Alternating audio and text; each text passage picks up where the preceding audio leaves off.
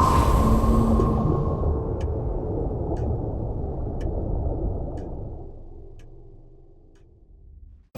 everybody, this is Greg Black here with our Dev Team final match between Gavin and Simon and Jeremy the Feasel playing a Soviet mirror. What are you guys thinking here? I'm just going in with my usual build order. I know what works for me, and I'm gonna try that. No tricks. Just gonna play a good match. All right, so no tricks from Gavin. How about you, Jeremy? Are you gonna? At this point in the match, I'm thinking I've either got to out-micro him or out-econ him, so I'm thinking I gotta build at least 5 bears and then take over that initial center area of the map. As you can see, that center combat lane is the major lane between both player bases. So as long as you can hold that down, and especially because it has a short distance, if you can hold it down and then get into their base, get those bears in front of their barracks, I'm thinking I can slow down Gavin's mid-game quite a bit and prevent him from getting that key amount of infantry plus vehicles over to my base. So it's interesting that Jeremy goes for a heavy bear rush to try to lock down my early infantry production, but I know that he tends to do this, so I just sent a single scout around the back of his base and then let him get all those bears into my base and then go for a quick terror drone to try to take them all out. So I've got 5 bears at this point, which is a pretty significant investment, but I do have them sitting in front of Gavin's barracks, which is going to not only prevent Gavin from making any infantry, but it also shows me what Gavin's building. So I can tell right now that he's putting up a war factory. He's probably going to create those terror drones, which is the fastest unit he can get out of there to quickly take out all of those bears. The terror drone also makes a great scout and a great harvester harassment. So this time I'm obviously thinking I need to start walling in my harvesters.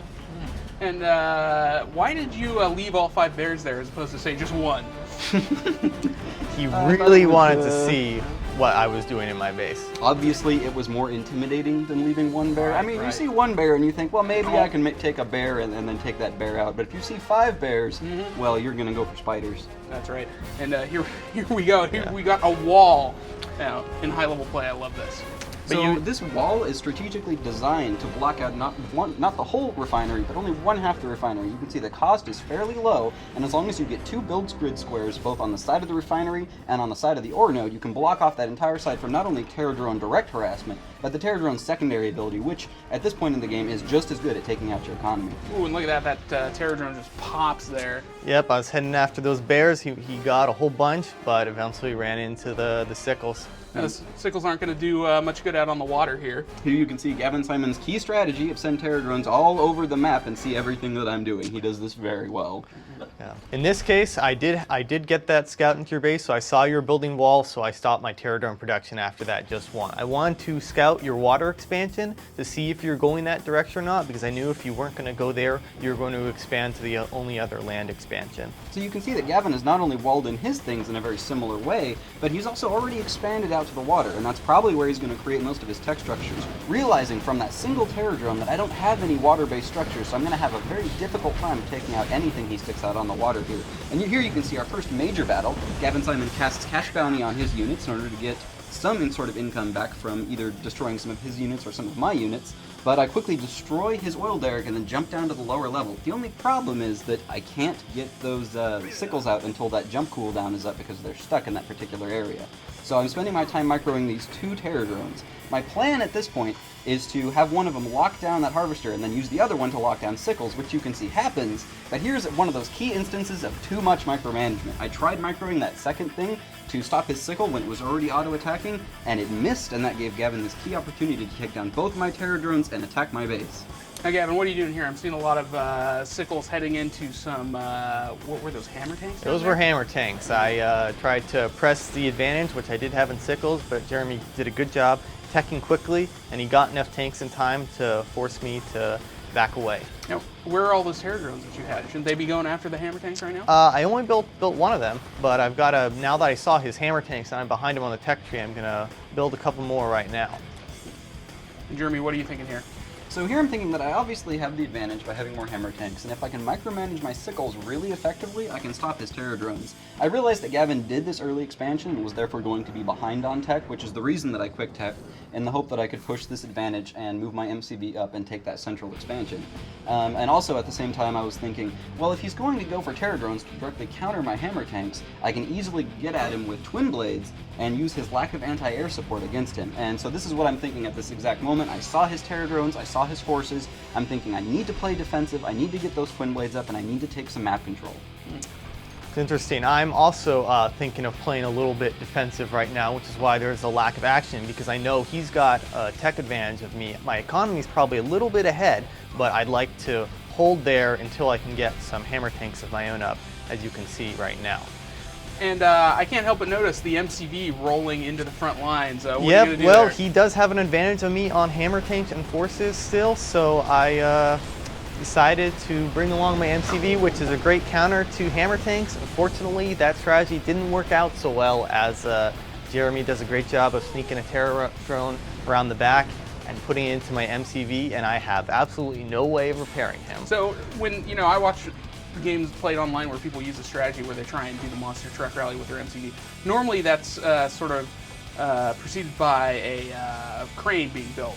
Did that ever cross your mind? Did you think maybe with all the terror drones in the Soviet mirror that some repair capability might be useful? I did not see any terror drones in his army, and he did a good job. He had a big army and brought the terror drone from the complete other side, and it was intended to only be a very short distance. So I used a lot of forces during that attack in order to push against Gavin and get that one terror drone inside of that MCV. Basically, it was supposed to be distractionary, but I lost a lot of my forces. I spent the rest of my money making this guy, a single twin blade, carrying an engineer to drop off away from Gavin's very protected main base and take out that expansion. Not only is that twin blade hitting his harvester, but I also was able to capture his structure. Now, granted, the one drawback from that was that I didn't have very much money to continue producing units back at my base. Gavin brings his entire force in at this point, realizing that he doesn't have an MCV, but he has an economic advantage and he needs to press it. And as you can see, the MCV has a whole lot of hit points, so it's going to take that terror drone a whole lot of time to kill it, so I can use it quite nicely to aid in my advance. And right here, it actually looks like, despite the heavy loss, that I've got a bit of an advantage here, as Jeremy doesn't have much that can push my army out of his base. The key is the Tesla coil that's being built right now, and those Tesla coils are nasty, and it's going to destroy my entire army. So I do the only thing I can do, which is to take down the prereq and the power, which is that advanced power plant right there. Now, Gavin, I can't help but notice you're standing awfully close to that advanced power plant. Are you aware of the fact that when they die, they explode? You know what? I am, but at the time, I must say, I was in a little bit of a panic because that Tesla coil was just so scary. It was one of those select all attack moves, and it was a total noob mistake. And look at that, your army destroyed. What are you thinking now? You've just seen this happen, Jeremy. Well, at this point, during that whole process, you could see that I actually canceled the Tesla coil several seconds before he blew up the advanced power plant. Realizing that without that power plant, it wasn't going to do me any good, I packed up the MCV several seconds before he destroyed it in an effort to get the MCV out of the way, and basically realized I actually stood up after this happened and looked at Gavin and said, "Dude, you killed all your dudes."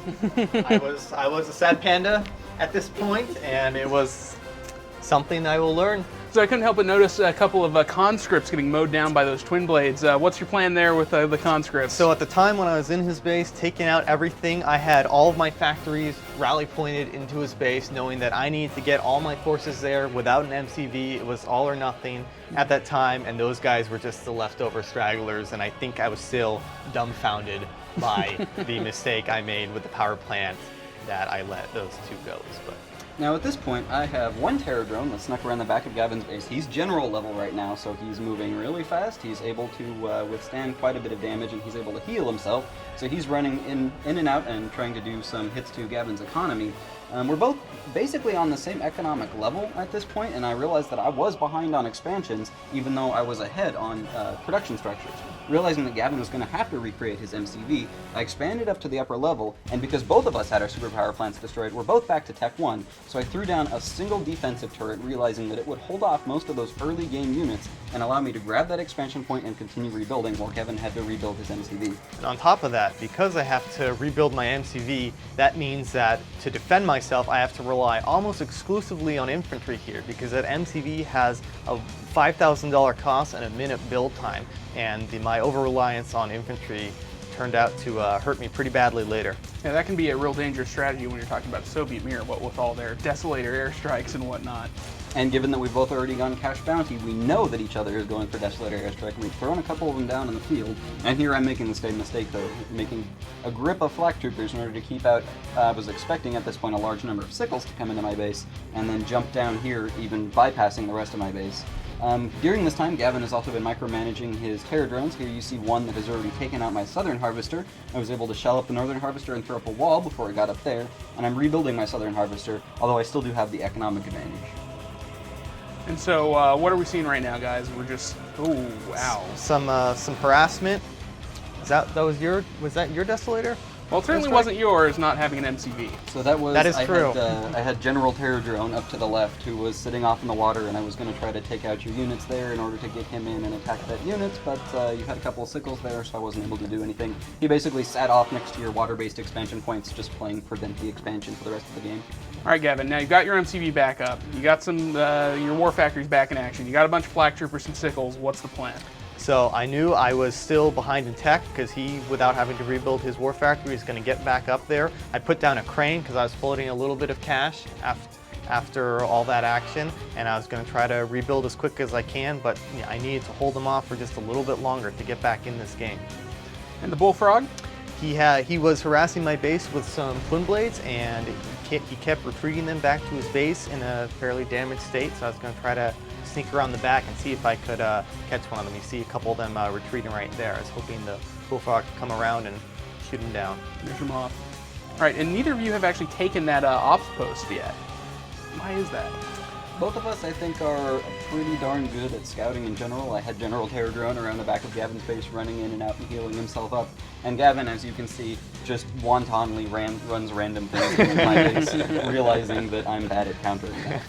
Well, you did bring the correct counters over here. Unfortunately, they're not amphibious, but this battle is probably pretty insignificant in the grander scheme of things at this point. Here we go, retreating out to the water, always a sound strategy when you're the poor, loathsome bullfrog driver. And these guys have just been sitting up here doing nothing. Well, I think they're waiting for a Desolator airstrike. Gavin, correct me if I'm wrong. Yeah, I would love to press into his base, but that sentry gun, there's just not much I can do with only tier 1 units there. I just don't have a big enough advantage. Hold on, look at all those flak troopers you have, man. You're telling me those flak troopers aren't going to be able to take that thing out with the sickle supporting? Come on that's, now. Our hard counter system. Have you considered growing a game. pair of huevos? That is my question. And here is the sad and unfortunate loss of General Terror Drone. As you saw, Gavin's bullfrog ran around the top side of my base. He met General Terror Drone in the water. He got infected, and then he ran into Gavin's crane, which was the end of Jeremy's Terror Drone. It's very sad. His reign of terror, if you will. Oh, and here we go. They're so good. Yeah, hammer tanks aren't so good against flak troopers, so I thought that was a bad idea. Yeah, and sent in my own unfortunately, flak troopers also not so good against desolator bombs. Oh, and here is where that over-reliance on infantry came to hurt me. I was doing just fine, but that's most of my army right there. I've still got the sickles, but with my flak troopers dead, I no longer have a sufficient counter for the hammer tanks.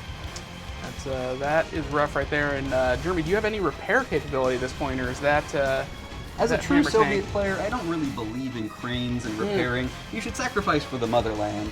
More often than not, when one of my hammer tanks gets terror droned, I'll have another one of the hammer tanks force fire in secondary mode, so that not only do I get to kill the terror drone, but then I get that additional turret. Yeah, not to mention any health you might leech off. Exactly. Very nice, very nice. And here we go. We're just kind of stalemating, hanging out, building up our armies. And at this point, I had snuck around the back of Gavin's base, realizing that I had pulled most of his units into that center area for that fight, and I used that distraction of him sending all those units up there in the Desolator airstrike to send in another engineer inside of one of my damaged twin blades, dropped it on top of his refinery, and was just about to capture it when he sold it. And Gavin, at this point, I'm building some terror drones, but he just has a critical mass of units that he's able, and good micro, and is able to take down the terror drones before they get up there. And that's my only viable counter to a good mix of hammer tanks and sickles at this point. I'm gonna use my own Desolator Strike, which unfortunately isn't as effective against heavy armor, and do the monster truck rally again. But it's without an army to back it up, it's not going to work as well this time. Too late. You can see at least one of those hammer tanks is actually going dual barrel. Very nice.